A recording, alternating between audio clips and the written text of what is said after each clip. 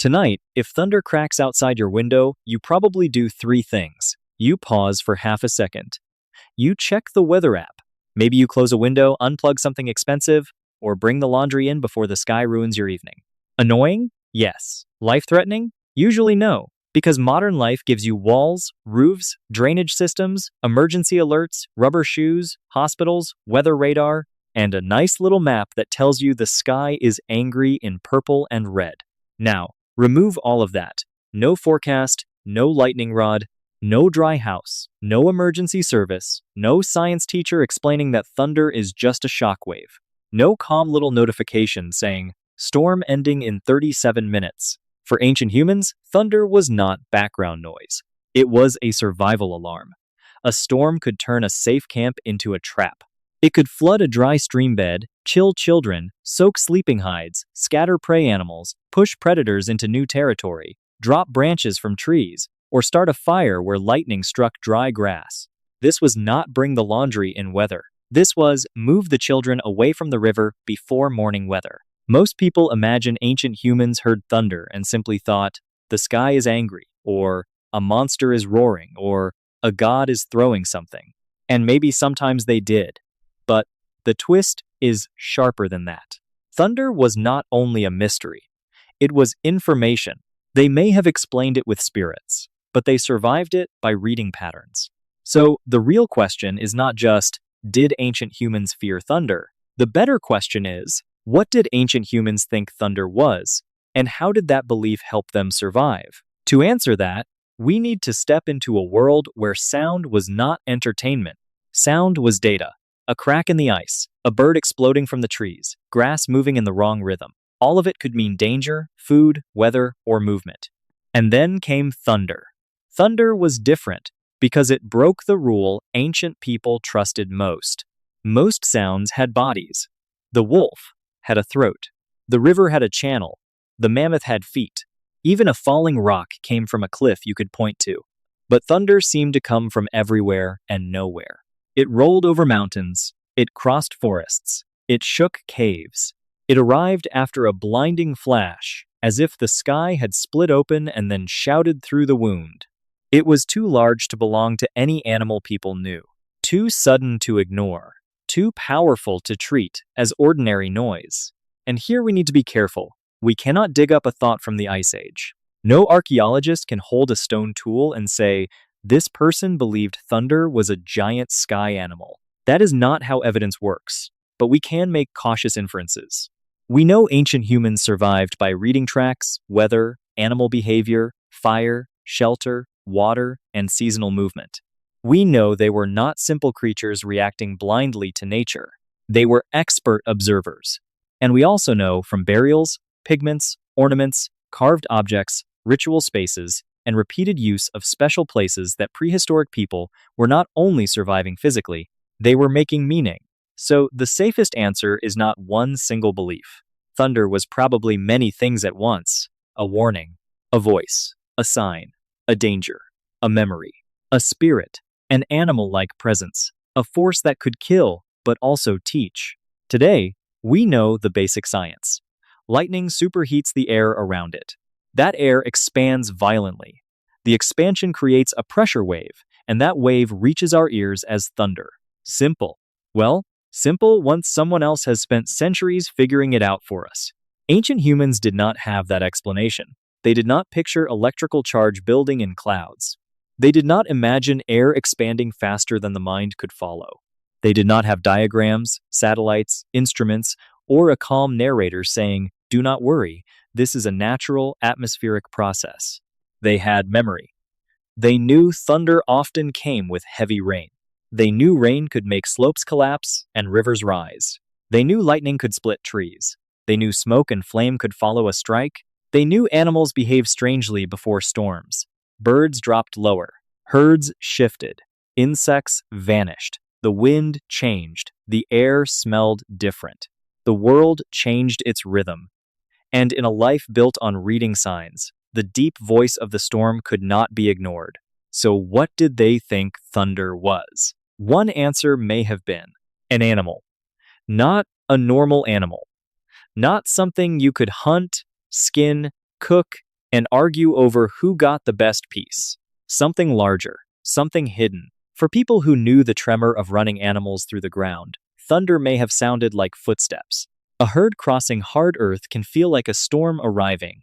Hooves can turn distance into vibration. In places where mammoths, bison, wild horses, aurochs, or reindeer shaped daily life, the sky's roar may have felt like the movement of some enormous creature beyond sight. Not an animal anyone had seen, but one imagined from the largest forces they knew. In other places, thunder may have sounded like a growl. Ancient humans shared the world with lions, leopards, hyenas, wolves, bears, and other predators whose voices carried warning. A low rumble in the chest of a dangerous animal is not just sound. It is a message. Do not come closer. I am here. This space is not safe. Thunder spoke in that same emotional language, only magnified until the whole world became the body of the beast. And then there were wings, large birds crossing storm skies, cranes calling over wetlands, eagles circling mountain air, vultures riding dark currents before rain. In many later traditions around the world, thunder becomes connected to great birds, sky animals, or winged beings. We should not project those later stories directly back into the Paleolithic. That would be too easy, and history hates easy answers. But the ingredients were already there. Birds in the sky, storms in the sky, sound from the sky, and a human imagination trained to connect pattern with presence. Another answer may have been more human. Thunder could have been heard as a voice. Maybe an ancestor, maybe a spirit, maybe someone no longer visible but not truly gone. This idea is not random. Archaeology shows that prehistoric people often treated the dead with care. Burials with red ochre, grave goods, ornaments, and repeated attention to certain places suggest that memory and relationship did not always end at death. If the dead remained socially important, then a voice from beyond the ordinary world was not impossible. Thunder could become one of the ways the unseen was felt. A warning from above, anger from beyond, a reminder that the living were not alone. To modern ears, that may sound like superstition, but pause for a second. If your entire survival system depends on reading patterns, and the sky suddenly flashes, shakes the ground, starts fires, floods, rivers, and changes animal behavior, something powerful is acting is not a stupid conclusion. It is a survival-shaped conclusion. Human brains are built to detect agency. If a branch cracks in the dark, assuming something is there is safer than assuming nothing is there. If the grass moves, it might be wind, or it might be a predator. The brain that overdetects danger sometimes feels silly. The brain that underdetects danger sometimes does not get a second episode. So when the whole sky cracked open with sound, ancient humans may have felt that something was moving behind the clouds. A being, a force, a presence, a power with intention. And this is where belief becomes practical. A belief in this world was not just an idea in someone's head. It was a rule for behavior. It told people where to stand, when to move, what to fear, and what to teach children. A ritual can be a prayer, but it can also be a survival system. Gathering children together during a storm keeps them from scattering in panic. Rules about where not to stand preserve observations about dangerous trees, ridges, and riverbeds. A story about a sky being punishing people who stand beneath a lone tree may carry a real warning inside sacred language. Do not stand there. Do not sleep there. Do not ignore the storm. A warning framed as spirit law is easier to remember, easier to teach, and harder to dismiss. Basically, thunder may have been the world's loudest notification. Only instead of saying, your package has shipped, it said, the river may kill you tonight. Not as convenient. Much worse user interface, but very effective. Now imagine a small band of ancient humans beneath a rock overhang as night falls. Rain turns the ground slick, black, and cold. Infants press against their mothers' bodies, crying whenever wind pushes water into the shelter. Adults crouch near the entrance, watching the tree line. They see only fragments of the world whenever lightning tears the darkness open. Then, somewhere beyond the forest, the sky flashes white. A sound rolls across the valley so enormous that every animal seems to stop breathing. For us, that sound might mean a storm cell passing through. For them, it asks a question: what do we do now? This is where thunder stops being only a mystery. It becomes a decision problem. Stay beneath the rock shelter and risk flooding? Move into the trees and risk falling branches? Step into open ground and risk lightning? Protect the fire and risk smoke, panic, or exposure? Follow the animals or stay with the children? Wait until morning or move before the river rises. There is no perfect option. That is what survival often means. Not choosing between safe and dangerous. Choosing between dangerous and more dangerous. A storm did not have to be understood scientifically to become useful. You did not need to know about electrical charge or shock waves to notice that certain places were more dangerous than others. A tree standing alone on open ground might be struck more often than the dense forest around it. A ridge exposed to the sky might feel powerful, sacred, and deadly at the same time. A dry channel, harmless for most of the year, could suddenly turn into a wall of moving water after thunder rolled across the hills. These lessons were not learned from textbooks. They were learned through bodies, through close calls, through losses, through frightened children pulled under shelter just in time. Ancient people would have learned to move away from open high ground when the sky darkened. They may have learned to avoid sheltering beneath the tallest tree, even if they explained the danger in spiritual terms. They would have watched the wind shift, felt pressure change, smelled rain before it arrived, noticed birds dropping low, noticed animals becoming restless before heavy weather broke. They would have protected their fires from sudden downpours, because losing fire could mean cold, darkness, raw food, and greater danger through the night. Think about that for a moment. Today, if your fire goes out, you complain and relight the grill. In deep prehistory, losing fire could change the whole night. No warmth, no cooked food, less protection, more fear, more work tomorrow.